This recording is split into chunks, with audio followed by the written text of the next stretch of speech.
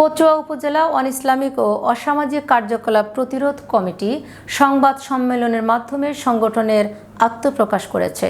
বৃহস্পতিবার সকালে কচুয়া জামিয়া ইসলামিয়া আহমদিয়া মাদ্রাসার মিলনায়তনে সংগঠনের পক্ষ হতে এই সংবাদ সম্মেলনের আয়োজন করা হয়।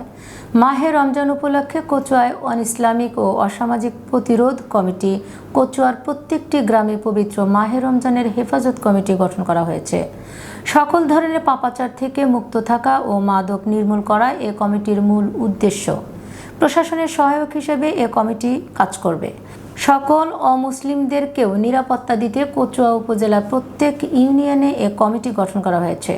কচুয়া জামিয়া ইসলামিয়া আহমদিয়া মাদ্রাসার মুহতামিম মাওলানা আবু হানিফ রহমতুল্লাহ আলাইহিকে সভাপতি, সাজুলিয়া দরবার শরীফের পীর মাওলানা শাহ মোহাম্মদ রুহুলুল্লাহ সাজুলিক সাধারণ সম্পাদক ও নিশ্চিন্তপুর কামিল মাদ্রাসার সহকারী অধ্যাপক মাওলানা নূর আহমদ আজাদিকে সাংগঠনিক সম্পাদক করে 15 সদস্য বিশিষ্ট কমিটি গঠন করা হয়। বাদ জোহর রমজানের পবিত্রতা রক্ষা করার জন্য একটি মিছিল উপজেলার বিভিন্ন সড়ক প্রদক্ষিণ শেষে দুয়া মোনাজাতের মাধ্যমে সমাপ্ত হয়। তো প্রকাশে আমাদের সাংবাদিক বন্ধুরা, ওলামায়ে কেরামগণ, আল্লাহ তাআলা পাঠাইছেন আমরা ওই দিনের ধারক বাহক হিসাবে যেন রসুলের সৈনিক হিসাবে যেন কাজ করতে পারি। এই জন্য হলো আমাদের সংগঠন। বাতেল যতভাবে মাথা ছাড়া দিয়ে উঠবে, সকল বাতেলের প্রতিবাদ করা, বাতেলের বিরুদ্ধে কাজ করা, হক্কানিয়ত নিয়ে চলা এই সংগঠনের মূল দায়িত্ব। এবং আমরা উশৃঙ্খলতার সাথে নয়, শান্তির সাথে এবং সুশৃঙ্খলভাবে আমাদের পুরা থানায় আমরা কর্মকাণ্ড চালিয়ে যাব। বিশেষ করে আগত মাহে রমজান আমাদের সামনে অপেক্ষা করছে। যেই মাহে রমজানের পবিত্রতা আজকা মুসলমান যুবক ভাইয়েরা অবাধে রোজা ভাঙতেছে।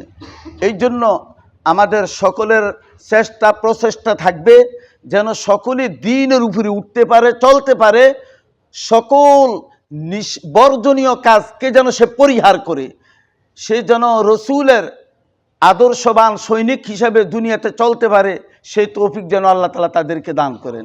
এই জন্য আমরা কিছুদিন পূর্বেই দুইটা আমাদের সমাবেশ হয়েছে, একটা ফালাখাল হাই স্কুল মাঠে আর একটা হলো বাইসারা স্কুল মাঠে।